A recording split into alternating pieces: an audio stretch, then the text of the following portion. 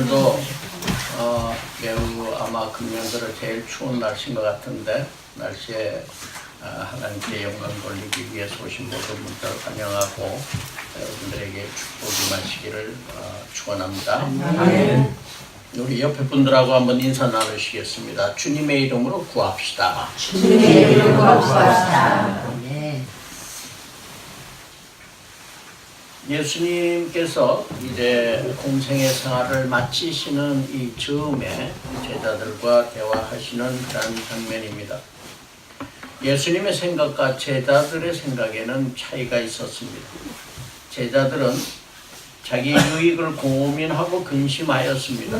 우리도 인간이기 때문에 아마 예수님을 따라다니는 제자였었다면은 그 당시에 우리가 그렇게 따라다니는 제자였었다면은 똑같은 생각이었을 거예요. 우리가 섬기고 따라다니던 스승이 이제 돌아가신다. 떠나신다고 말씀을 하십니다. 왕의 자리를 기대하고 있었는데 왕으로 오신 예수님을 기대하고 있었는데 왕의 자리를 떠나신다라고 말씀하십니다. 죽음 후에 예수님이 돌아가신 후에 자기들이 당할 손가락질, 다른 사람들의 비난과 이런 그 멸시들을 생각하면서 걱정을 하였을 겁니다. 또 예수님께서 떠나시고 나면은 어떻게 살아가야 할 것인가 여러 가지 생각들이 있었겠죠.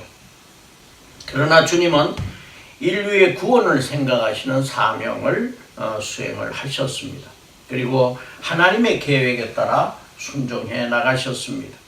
또 제자들을 사랑하고 따르는 사람들을 사랑하는 마음으로 이들에게 앞으로 어떻게 돌보아야 할 것인가, 이분들이 어떻게 살아야 할 것인가 라고 하는 점에 대해서 이분들에게 말씀하신 내용입니다. 예수님께서는 떠나시지만은 첫 번째로 예수님이 떠나시면서 보혜사 성령을 보내주시겠다고 말씀하셨습니다. 예수님이 떠나신 것은 너희들에게 유익하다라고 제자들에게 말씀하셨는데 이것은 곧 보혜사 성령이 오시기 때문인 것입니다. 왜냐하면 제자들이 주님이 주신 복음 전파 사명을 앞으로 감당해야 되는데 성령님이 함께 하시고 영원히 우리의 삶 속에 함께 계시기 때문인 것입니다.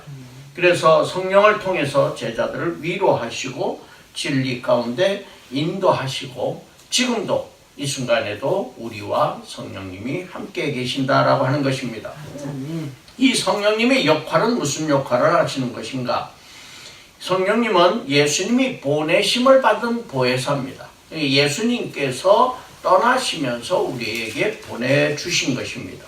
그리스도의 살아계신 현존을 나타내는 것입니다. 그리스도께서 지금 이 시간 우리와 함께 계시다라고 하는 것을 알게끔 깨닫게끔 해주는 분이 누구냐? 성령님이시다라고 하는 것입니다. 영원과 현재라고 하는 것은 우리가 생각하는 영원, 죽고 난 후에 우리는 죽지 아니하고 살아간다라고 하는 우리 영혼의 영원성이라고 하는 것과 현재는 연결이 되어 있습니다. 그리고 영원이라고 하는 것은 영원히 산다라고 하는 것은 현재 속에 있는 것입니다. 영혼은 다른 데 있고 현재는 다른 것이고가 아니고 영혼과 현재는 연결이 되어 있다라고 하는 것입니다. 보혜사는 과거 예수 그리스도의 인격 속에 나타난 하나님의 계시를 우리들에게 말씀해 주고 계십니다. 그래서 요한은 이렇게 말하였습니다. 보혜사는 새로운 것을 가르치지 아니하고 다만 그리스도께서 말씀하신 것을 깨닫게 하고 체험하게 한다라고 이야기하였습니다. 그래서 우리는 이 성령님이 우리와 함께 계시면서 예수님께서 우리에게 전하시는 메시지를 우리에게 전해주시는데 우리는 하나님께 구하는 것을 예수 그리스도의 이름을 통하여서 구하면 된다라고 말씀을 하고 계세요. 그러니까 우리는 예수님을 통해서 보혜사 성령의 심부름, 보혜사 성령님이 예수님이 하시는 말씀을 전해주시고 또 우리를 깨닫게 하시고 우리는 예수 그리스도를 통해서 하나님께 나아가게 된다라고 하는 것입니다.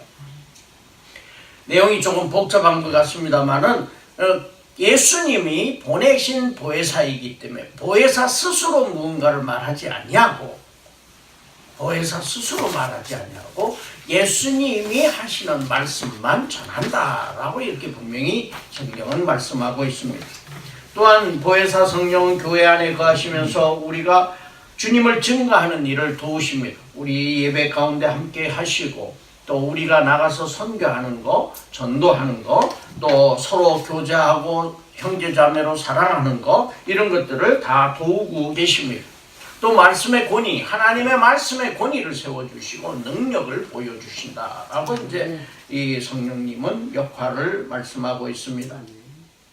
보혜사 성령이 오시면은 세상을 세 가지로 책망할 것이다 라고 말씀을 하였습니다. 첫째는 죄에 대하여 책망할 것이라고 말씀하셨는데, 이 죄에 대하여라고 하면 예수님을 믿지 않는 것이다 라고 이야기했습니다. 죄악 중에서 가장 크고 용서받을 수 없는 죄는 예수님을 믿지 않는 죄악입니다. 다른 죄는 다 예수님께서, 하나님께서 다 용서하신다라고 말씀하셨습니다. 말로만 믿는다라고 해서 되는 것은 아니죠. 우리가 예수님을 믿지 않는다, 또 믿는다라고 하는 것은 말로 이루어지는 것이 아니라, 우리가 예수님을 믿기 위해서는 우리의 지식이나 이성으로만 믿는 것이 아니라, 이것이 불가능하다고 할지라도, 우리가 믿기에는 이해가 안 된다고 할지라도 보혜사 성령님이 우리와 함께 하시면 감동을 통해서 우리는 믿을 수 있게 되므로, 우리는 믿음이 부족할 때 보혜사 성령님의 도우심을 구해야 할 것입니다. 지식으로는 우리가 알게 되겠지만은 성령님의 감동이 없이는 우리는 하나님 앞에 나아갈 수가 없는 것입니다. 지식만으로 아는 것은 우리가 주님을 만난 것이 아닙니다. 성령의 감동과 가슴에 뜨거운 마음이 있어야 할 것입니다. 교회에 출석하는 것만이 예수를 믿는 것은 아닙니다. 그러나 예수님을 믿는 사람은 교회에서 예배하고 공동체 생활을 하고 사랑을 배우는 것이지만, 그 역은, 그 거꾸로 역은 성립하지 않는다라고 하는 것입니다. 확실하게 우리 내면의 고백이 있어야 한다는 것입니다. 예수 그리스도를 믿는다라고 하는 것은 머리로 아는 것이 아니라 우리 마음에 진정한 고백이 있어야 한다라고 하는 것입니다. 무슨 고백인가? 우리가 오늘 아침에도 사도신경으로 신앙을 고백드리겠습니다 라고 우리 전도사님 말씀하셨습니다.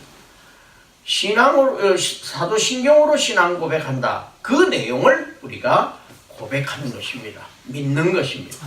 그러니까 우리가 입으로만 신앙 고백을 하는 것이 아니라 뜨거운 마음으로, 앞으로 사도신경을 하실 때는 한자 한자가 정말 아멘 믿습니다, 아멘 믿습니다 라고 하는 확신이 있어야 된다라고 하는 것입니다. 하나님의 아들이심을 믿고 우리를 구원하심을 믿고, 그러기 위해서 성육신 하심을 믿고, 또 십자가 고난과 부활을 통해서 우리를 구원해 주심을 믿는 그런 내용입니다.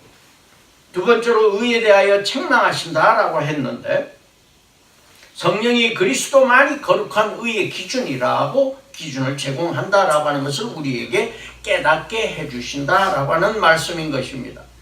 하나님과의 관계를 바르게 갖기 위해서는 일주일에 한 번 예배 드리는 것만으로는 부족합니다.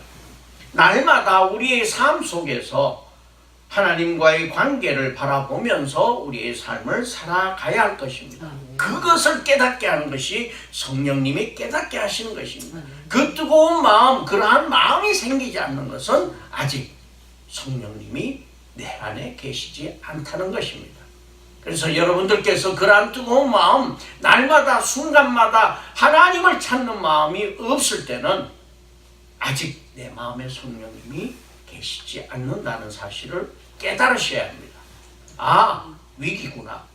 아, 내 안에 성령님이 안 계시는구나. 내가 모양은 크리스찬 같지만은 성령님이 안 계시는구나 라고 하는 것을 깨달으시기를 바랍니다. 마태복음 5장 20절 말씀에 내가 너희에게 이르노니 너희 의가 서기관과 바리새인보다 더 낫지 못하면 결코 천국에 들어가지 못하리라 하고 말씀하고 있습니다. 서기관과 바리새인들, 지식적으로는 하나님을 잘 알고 있는 사람들입니다. 그러나 깨달음이 없었다라고 하는 것입니다. 성령님이 함께 하시지 않는 그들의 믿음이라고 하는 것이기 때문인 것입니다. 세 번째로 심판에 대하여라고 하면 이 세상 임금이 심판을 받았다라고 하는 것입니다. 세상을 다스리는 그러한 사람은 사단입니다. 사단이 통제를 받는 세상 사람들이 그리스도를 인식하지 못하고 심판을 하였고 십자가에 못 박게 되었습니다. 성령님이 오셔서 바로 이거를 증거하시고 잘못되었다라고 하는 것을 우리에게 알려주신다라고 하는, 성령님이 오시면은 세 가지 깨달음을 주신다라고 하는 것이 바로 이 말씀인 것입니다.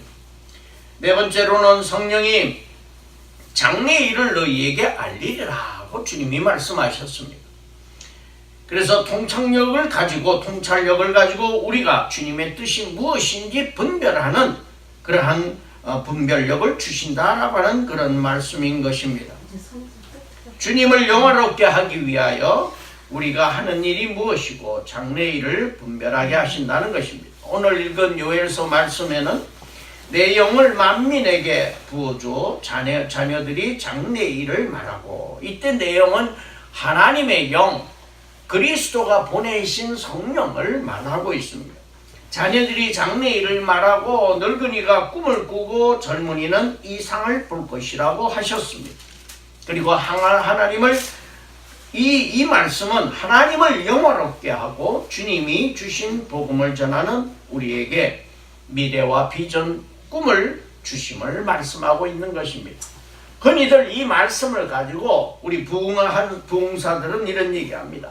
여기서 방언을 하고 예언을 하고 막 이런 것들이 터질 때 이 영이 임했다라고 얘기를 하는데, 여기에서 말씀하는 이 영이라고 하는 것은, 이 말씀은 비전과 꿈과 장래일이라고 하는 것은 하나님을 영화롭게 하는 것입니다. 인간 개인의 모습을 영화롭게 하는 것이 아니라는 사실 우리는 분명히 알아야 할 것입니다. 인간들의 생각과 인간적인 것들을 위한 계시는 거짓입니다. 점장이들도 흉내를 내는 것입니다. 그러나 주님의 주시는 계시는 하나님을 영화롭게 하는 것이어야만 한다라고 하는 사실을 우리는 기억해야 합니다. 하나님께서 주시는 계시는 드러난 계시와 감추어진 계시 두 가지가 있다는 것을 지난번에 한번 말씀을 드렸습니다. 드러난 계시는 이미 이 성경 말씀에 다 나타나 있습니다. 우리에게 이 말씀을 주신 것은, 이 말씀을 통해서 우리에게 계시를 주신 것입니다. 이 말씀에 어긋난 것을 말하는 것은 계시가 아니라 그것은 사기인 것입니다.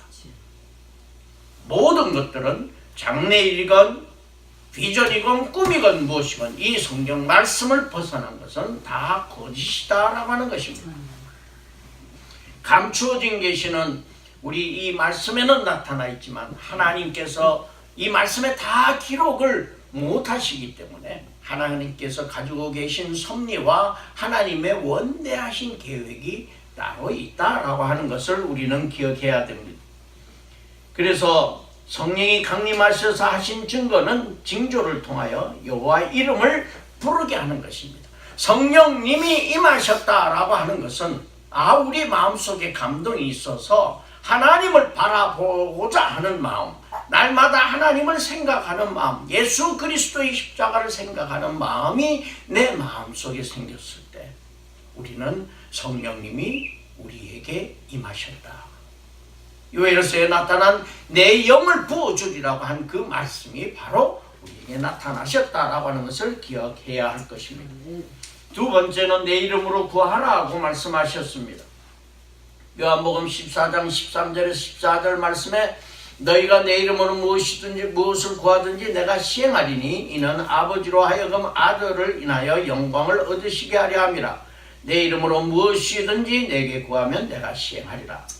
요한복음 15장 7절 말씀에 너희가 내 안에 거하고 내 말이 너희 안에 거하면 무엇이든지 원하는 대로 구하라. 그리하면 이루리라.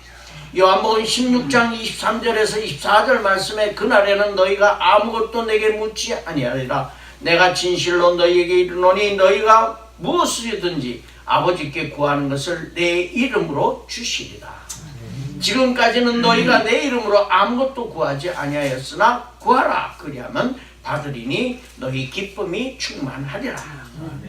이 요한복음의 14장, 15장, 16장 지속해서 성경 전체를 통해서 구하라 그러면 받을 것이라고 말씀하고 있습니다. 예수님께서 받지도 못할 것을 받을 테니 구하라고 말씀하셨겠습니까? 이건 분명히 우리가 구하면은 주님이 주신다고 약속하셨습니다. 그런데 사람들이 이 구하는 것을 나의 욕망을 채우기 위한 것으로 잘못 생각하고 있는 것은 크게 잘못된 것입니다. 주님이 원하시는 것, 하나님이 원하시는 것은 하나님을 영화롭게 하기 위한 구함이라고 하는 것입니다. 아버지 뜻에 맞는 구함을 가져야 된다라고 하는 것입니다. 마태복음 28장 50절에서 54절 말씀에 예수님께서 십자가에 못 박혀 운명하실 때에 그동안에 지성소라고 하는 것과 이 성전은 갈라져 있었습니다. 그래서 지성소에는 이 제사장만 들어가게 되어 있습니다. 그것도 돌아가면서 한 사람만 들어가게 되어 있었습니다. 그래서 다른 사람들은 지성소 안에 하나님이 계신다라고 알고 있었고 믿고 있었는데 그 안에 들어가 보지를 못했던 것입니다. 그러나 이 예수님이 십자가에 못 박혀 돌아가시는 순간에 성소의 휘장이 찢어졌습니다. 갈라졌습니다. 이것은 곧 우리가 이제 하나님 앞에 직접 나가게 되었다라고 하는 것입니다. 예수님의 십자가 공로로 인해서 우리가 기도할 때 예수님의 이름으로 기도드립니다 라고 마지막에 붙이는 것은 바로 예수님의 이름으로 우리가 하나님 앞에 구할 수 있게 되었다라고 하는 것입니다. 그렇기 때문에 예수님의 이름으로 무엇이든지 구하면은 아버지께서 예수님의 이름으로 성령을 통하여서 우리에게 부어주신다라고 하는 것을 말씀하고 있는 것입니다. 무엇이 하나님의 뜻대로 구한 것이며 예수님의 이름으로 구할 수 있는 것은 무엇이 있겠습니까? 어떤 기도가 아버지의 뜻대로 구한 것이 되겠습니까? 우리는 때때로 고민을 많이 하게 됩니다. 우리 요구와 소망은 대단히 많습니다. 하나님 이렇게 해주십시오. 이걸 원합니다. 이렇게 해주십시오. 라고 기도하지만은 그렇게 아니 될 때가 대단히 많습니다. 그러면은 우리는 그런 생각을 하죠. 왜 하나님은 나의 기도를 들어주지 않으시는가? 하나님은 귀가 어두워서도 아니고 주무시기 때문도 아니고 우리의 기도를 다 듣고 계십니다. 언제나 듣고 계십니다. 그러나 우리에게 가장 좋은 것을 원하시기 때문에 때와 또 하나님의 뜻에 맞는 것을 우리에게 주기를 원하신다라고 하는 것입니다. 로만 카톨릭이 전성기였던 중세 시대에는 여성들이 대단히 편견과 무시 억압을 받았던 시대였습니다. 그런 시대에 1525년 수도원에 있던 42세의 마틴 루터 종교개혁을 일으킨 마틴 루터와 수녀였던 카타리나 폰 보라가 26세였는데 16살의 차이를 극복하고 두 사람이 결혼을 하였습니다. 당시에는 전혀 생각할 수 없는 일이었죠. 수도원의 수도사였고 수녀였는데 두 사람이 결혼을 하게 됩니다. 6자녀를 두었습니다. 그래서 이 마틴 루터가 종교개혁뿐만 아니라 이 여성들의 지위와 또 이 성직자들의 모습을 변화를 시켰습니다.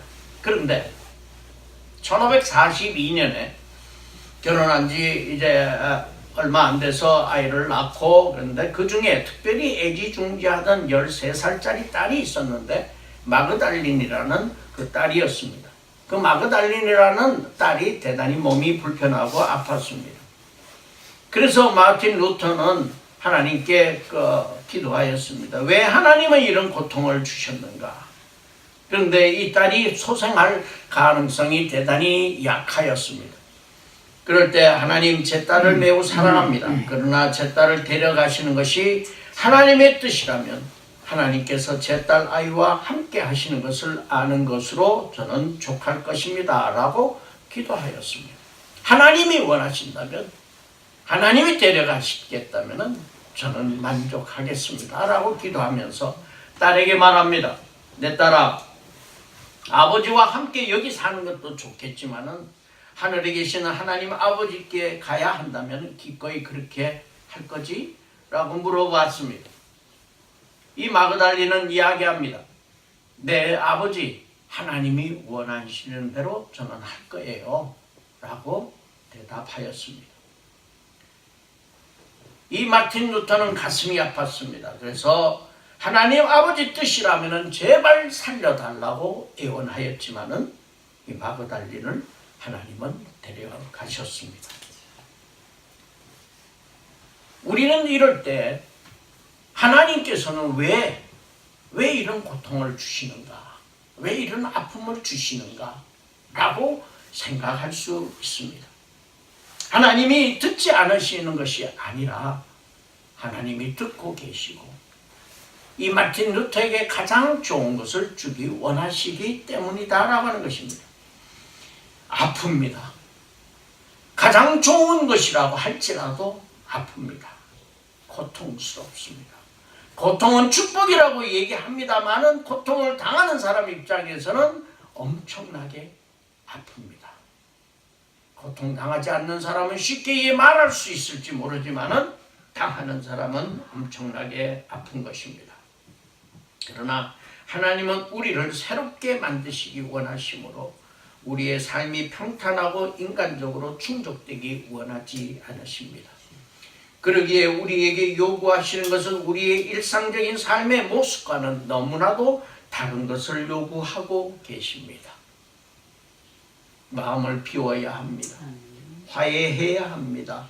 핍박을 견뎌야 합니다. 원수도 사랑해야 합니다. 마음이 가난한 사람이 되어야 합니다. 우리의 모든 것을 바쳐 헌신해야 합니다. 이것이 주님이 우리에게 요구하시는 것입니다. 우리의 생각과는 우리의 기대와는 다른 것이죠.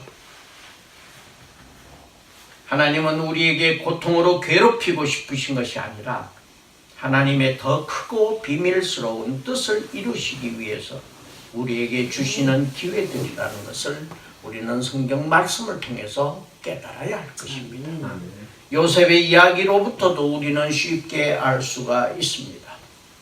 요셉이 당했던 고난과 고통, 이 고통 가운데도 요셉은 흔들리지 아니하고 하나님 아버지를 바라보면서 있었습니다. 그러기에 그 모든 과정을 통해서 결국에는 하나님이 원하시는 길로 하나님이 이루셨습니다. 이스라엘 백성들을 그 가나안 땅으로 보내시기 위해서 애굽 땅에 먼저 정착하게 하고 굶어 죽지 아니하게 하고 그들에게 시련과 고통을 당하게 해서 깨닫게 하고 하나님이 계심을 깨닫게 해서 가나안 땅으로 출발하게 만드신 것입니다. 우리 주변에서는 우리가 이해하기 어려운 일을 당하는 사람들이 너무도 많습니다. 왜 하나님이 계신데 이럴 수가 있는가라는 것을 생각하게 됩니다. 지난 6일날 2007년도에 분당 샘물교회에서 선교하던 아프가니스탄에 선교하던 사람들이 두 사람이 거기서 순교하였고 나머지 사람들이 돌아왔습니다마는 다시 아프가니스탄을 향한 그들의 선교의 열정이 넘쳐서 그들이 나가다가 그 중에 한 분이 선교사가 세상을 떠났습니다. 교통사고로 그것도 세상을 떠났습니다. 나이는 66세였습니다. 이런 일들을 바라볼 때 하나님은 왜 하나님께서 이렇게 힘들여 일하고 계시는 분을 불러 가시는가라고 하는 것에 우리는 마음 아파하고 우리가 이해할 수 없는 부분들이 있는 것입니다. 예수님이 십자가에 달려 돌아가실 때도 제자들이나 추종자들은 도무지 이해할 수 없었습니다. 그러나 나중에 부활한 후에 예수님을 만나고 그들은 모든 것들이 주님이 예언하신 대로 이루어졌다라고 하는 것을 이해하게 된 것입니다. 우리는 주님의 이름으로 간구하기 위해서는 먼저 주님의 뜻이 무엇인가를 우리 귀를 열고 듣고 또 주님께 부르짖어야 할 것입니다. 세 번째는 담대하라 내가 세상을 이겼노라고 33절에 말씀하고 계십니다. 우리는 담대하여야 할 것입니다. 세상은 사단이 지배하는 것입니다. 그렇기 때문에 우리는 담대하게 악한 세력들과 싸울 수 있어야 된다라고 하는 것입니다. 베드로는 인간적으로 용기 있는 사람입니다. 말고의 귀를, 말고가 차가운 칼을 뺏어서라도 말고의 귀를 자를 수 있을 정도로 대단히 용기 있는 사람입니다. 그러나 3번이나 주님을 부인하게 됩니다. 인간적인 용기를 가진 사람들은 위기가 닥쳐올 때 도망가게 되어 있습니다. 그러나 성령님이 함께 하시는 용기는 목숨을 바쳐서도 복음을 끝까지 전하는 진정한 용기이고 담대함이다 라고 하는 것입니다.